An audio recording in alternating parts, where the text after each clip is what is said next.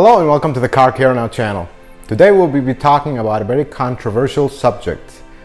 Why you should never top off your gas tank, or you should never overfill your car with gas. Once it clicks, stop, be on your way.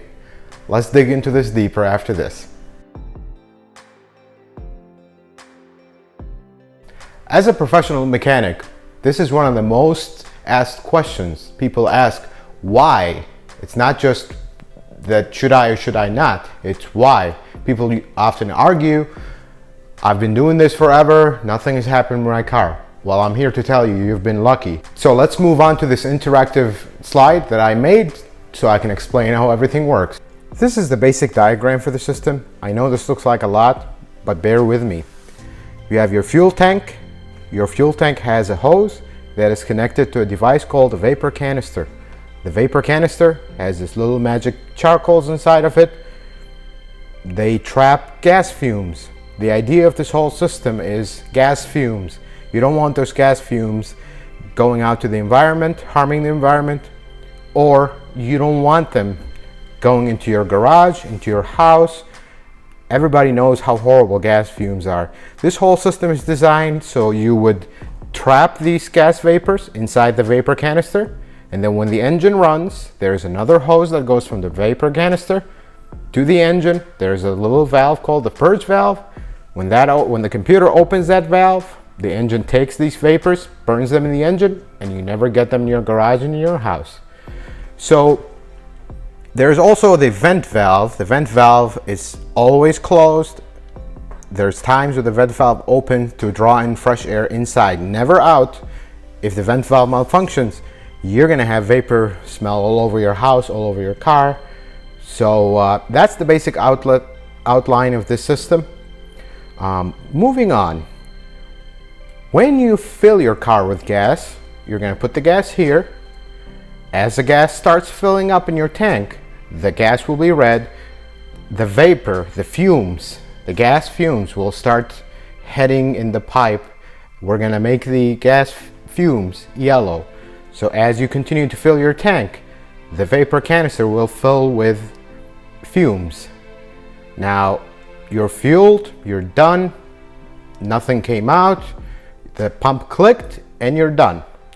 Now when your engine is running, the little purge valve opens up. The computer commands it to open, it's open. Now the vapors go to the engine, they get burned by the engine, and they're gone.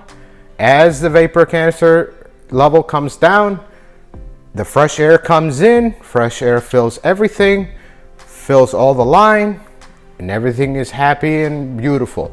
Your gas tank goes down. This cycle repeats over and over as you drive your car.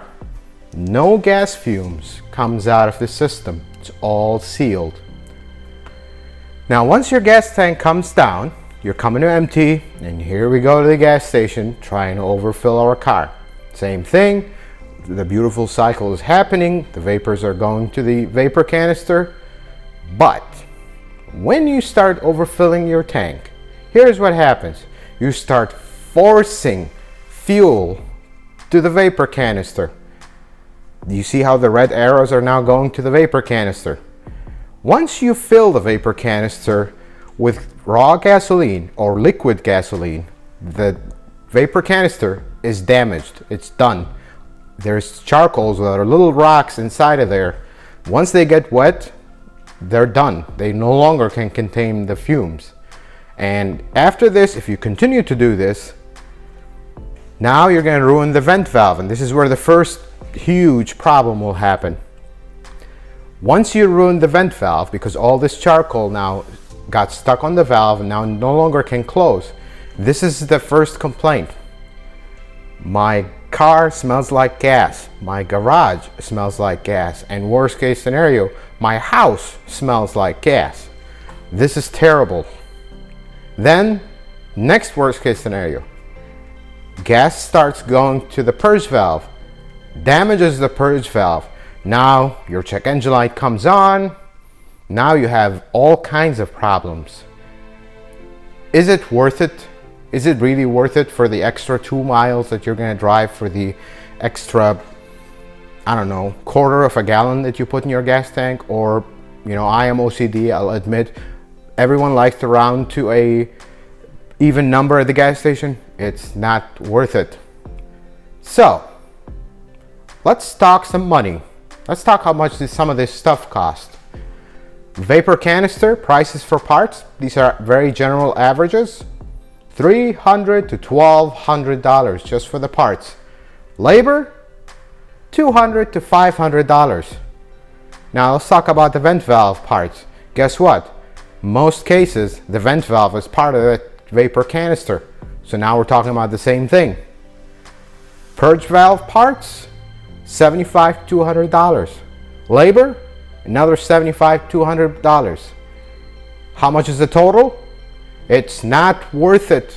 Please, this is not worth it.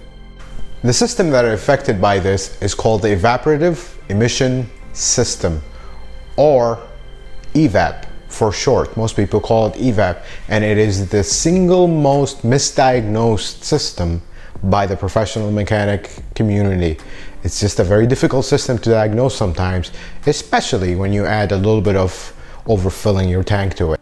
In 1996, the government mandated this system.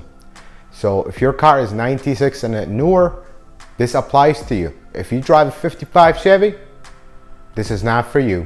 So now you know exactly why you should not overfill your car or top off your car. Once it clicks, put the nozzle back, be on your way.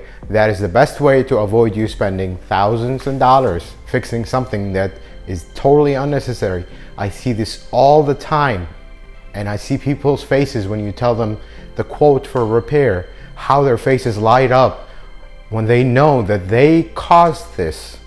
Please don't be that person that's at my dealership with their face lit up because of the repair bill for something that is totally unnecessary. I hope this video was helpful and informative for you. If you liked it, please subscribe to the channel, like the video, leave a comment down below. May the Lord bless you and you have a wonderful day.